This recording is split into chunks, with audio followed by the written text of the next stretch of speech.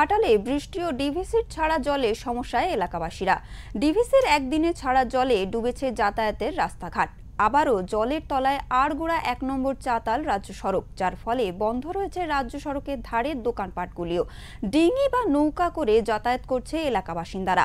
ঘাটাল পৌর এলাকা থেকে গ্রামীণ এলাকাগুলি চলে গিয়েছে জলের তলায়। সমস্যায় পড়তে হচ্ছে ঘাটালের স্থানীয় বিদ্যালয়গুলিকেও। নিচু এলাকায় বিদ্যালয় হওয়ায় স্কুলের শিক্ষক ও ছাত্রছাত্রীদের প্রতিদিন স্কুলে আসতে সমস্যা হচ্ছে।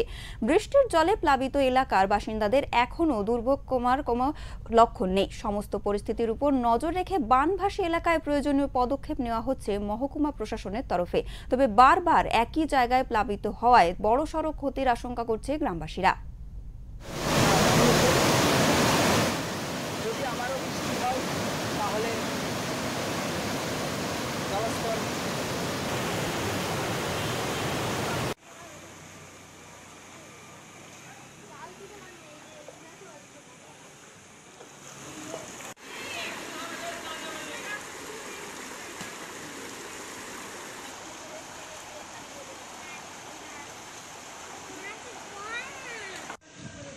স্কুলে এসে দেখলাম স্কুলের দুয়ারে জল উঠে গেছে।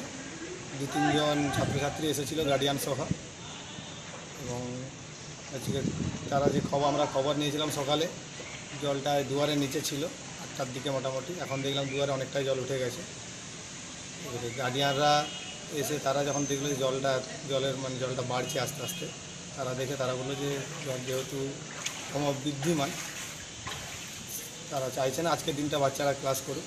তারা বাচ্চাদেরকে ছেলেমেয়েদেরকে নিয়ে চলে যায়, এবং আমিও অনুমতি দিই সভাপতির সঙ্গে কথা বলে আলোচনা করে। যেহেতু জলটা আস্তে আস্তে বাড়ছে, হয়তো স্কুলের মধ্যে জল চলে আসতে পারে, স্কুল দুপুরের মধ্যে হয়তো যদি চলে আসতেও পারে।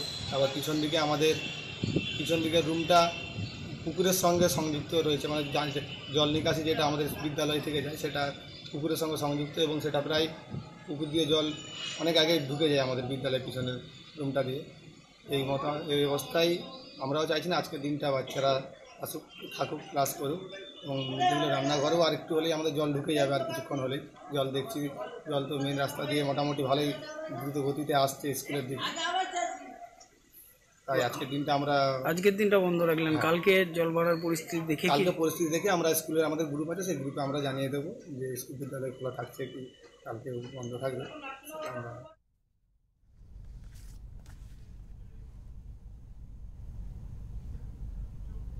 আমাদের সঙ্গে রয়েছে আমাদের প্রতিনিধি শান্তনু পান। শান্তনু, আমি জানতে চাইবো যে এই যে ঘাটালে বন্যা ও ডিভিসির জল ছাড়ার ফলে এখন কি অবস্থা সেখানে? দেখো, বৃষ্টির জল যেই তুলনায় হচ্ছে তার থেকেও কিন্তু বেশি পরিমাণ জল আসছে ডিভিসির ছাড়া জল, যার ফলে চন্দ্রকোনা ১ এবং ঘাটালের যে বিস্তীর্ণ এলাকা রয়েছে, অর্থাৎ শিলাবতী যে নদী তার তীরবর্তী এলাকা এবং ঘাটাল শহরের আড়গোড়া এলাকা ১ নম্বর ওয়ার্ড, তা কিন্তু আবারও জলের তলায় চলে গিয়েছে। স্বভাবতই প্রশ্ন হচ্ছে যে বর্ষা শুরুর থেকে যদি বারবার এই শহরে জল প্রবেশ করে, সেক্ষেত্রে সাধারণ মানুষের যেমন একদিকে অসুবিধা হচ্ছে, পাশাপাশি শিক্ষা ব্যবস্থার উপরও কিন্তু একটা চাপ পড়ছে। অর্থাৎ পাশাপাশি সেই সঙ্গে যে স্কুলগুলো রয়েছে ওই জায়গাগুলোয় দীর্ঘদিন ধরে বন্ধ রয়েছে, কারণ আমরা জানি যে 1 মাস পরে কিন্তু দ্বিতীয় পরীক্ষা রয়েছে। স্বভাবতই ছাত্রছাত্রীরা যখন পরীক্ষা দেবে তার আগে দীর্ঘদিন যদি স্কুল বন্ধ থাকে, পাঠন উঠে যায়, সেক্ষেত্রে তাদের ক্ষেত্রে যেমন একটা অসুবিধা হবে। আবারও চাষিদের দিক থেকে যদি ভাবা যায়, তাহলে তাদের যে তিল চাষ সেটা একেবারে নষ্ট হয়ে গিয়েছে, জলের তলায় চলে গেছে। আবারও ধান চাষ শুরু হচ্ছে, এই শুরুর সময় যদি বন্যায় জলে ডুবে থাকে জমিগুলি, সেক্ষেত্রে তারা ধানের চাষ করতে পারবে না। অর্থাৎ অর্থনৈতিক দিক থেকে কিন্তু একটা ক্ষতির সম্মুখীন হচ্ছে। সেই সঙ্গে সামাজিক এবং যোগাযোগ যে ব্যবস্থা, সেই যোগাযোগ ব্যবস্থাও ভেঙে পড়েছে। তার কারণ ওই এলাকায় দীর্ঘদিন ধরে জল জমে থাকার কারণে যে মাটির এবং কাঁচা রাস্তাগুলি ছিল সেগুলো একেবারে ধসে গিয়েছে। সেই সঙ্গে মানুষের যাতায়াত করতে যেমন অসুবিধা হচ্ছে, এলাকায় কোনো রোগী যদি হাসপাতালে নিয়ে যেতে হয় সেক্ষেত্রে কিন্তু কোনো অ্যাম্বুলেন্স প্রবেশ করছে না এলাকায়। মানুষকে মোটর সাইকেলে করে নিয়ে যেতে হচ্ছে, কখনো আবার কাঁধে করে নিয়ে যেতে হচ্ছে। স্বভাবতই বারবার বন্যা প্রবলিত হওয়ায় কিন্তু ঘাটাল এবং চন্দ্রকোনার বিস্তীর্ণ এলাকা কার্যত অচল হয়ে গিয়েছে, এমনটাই বলা যায়।